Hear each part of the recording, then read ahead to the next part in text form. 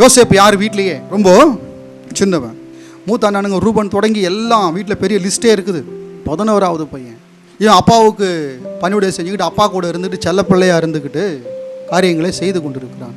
இந்த பஞ்சகாலத்தில் இந்த சந்ததி அழியாது இருக்க வேண்டுமானால் அதற்கு ஒரு ஆள் வேணும் என்பதற்காக தேவன் முன்னிர்ணயம் பண்ணி அந்த வீட்டில் இருக்கிறதான கடைசி பிள்ளையை தேவன் அதற்காக ஏற்பாடு செய்து வைத்திருந்தார். குழியிலே தள்ளப்பட்ட போது, எகிப்துக்கு அடிமையாய் கொண்டு போகப்பட்ட போது, சகோதரரால் விற்கப்பட்ட போது இவ்வளோ வேதனைகள் அவனுக்கு இருந்தது. ஆனால் சூழ்நிலைகள் மாற மாற மாற அவனுக்கு தெரிகிறது, இதை எனக்கு வேறு யாரும் வேணும்னு செய்யல, இதை செய்ய தேவன் அவர்களுக்கு அனுமதி கொடுத்தார். காரணம் என்ன? அவர்களுக்கு நான் நன்மை செய்யும்படியாக. ஆதியாகமம் புஸ்தகம் 45:5, என்னை இவ்விடத்தில் வரும்படி விற்று போட்டதினால் நீங்கள் சஞ்சலப்பட வேண்டாம். பாருங்க என்ன மாதிரி வார்த்தை. அவன் சின்னவனா? இதாங்க பெரிய மனுஷன், வயசுல சின்னவன், ஆனால் தன்மையில் யாரா பெரிய ஆளா மாறிட்டான். சின்னவன் 1000 மாறுவான்.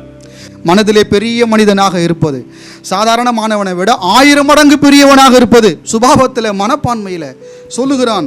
இவ்விடத்தில் வரும்படி விற்று போட்டதினால் நீங்கள் சஞ்சலப்பட வேண்டாம், அது உங்களுக்கு விசனமாய் இருக்கவும் வேண்டாம், ஜீவரட்சணை செய்யும்படிக்கு தேவன் என்னை உங்களுக்கு முன்னே அனுப்பினார் என்றார். 7ஆம் வசனம், பூமியிலே உங்கள் வம்சம் ஒழியாமல் இருக்க உங்களை ஆதரிக்கிறதற்காகவும் பெரிய ரட்சிப்பினால் உங்களை உயிரோடே காப்பதற்காகவும் தேவன் என்னை உங்களுக்கு முன்னே அனுப்பினார்.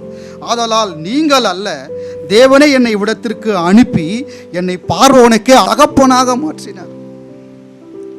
அந்த நாடு அவனுடையது அல்ல, அந்த ராஜா அவன் இனத்தான் அல்ல, தனியாக சென்றான், ராஜாவுக்கே அப்பனாக மாறினான். தகப்பனாகவும் அவன் குடும்பம் அனைத்திற்கும் கர்த்தனாகவும். பார்வோனை பொறுத்த வரைக்கும் யோசேப்பு யாரு? காப்பாற்ற வந்த கடவுள். ஜனங்க சொல்றாங்களே, கடவுள் மாதிரி வந்து காப்பாத்துனீங்க. அப்படி வைக்கிறாராம் தேவன் தம்முடைய பிள்ளைகளை கொண்டு வந்த உலகத்தை.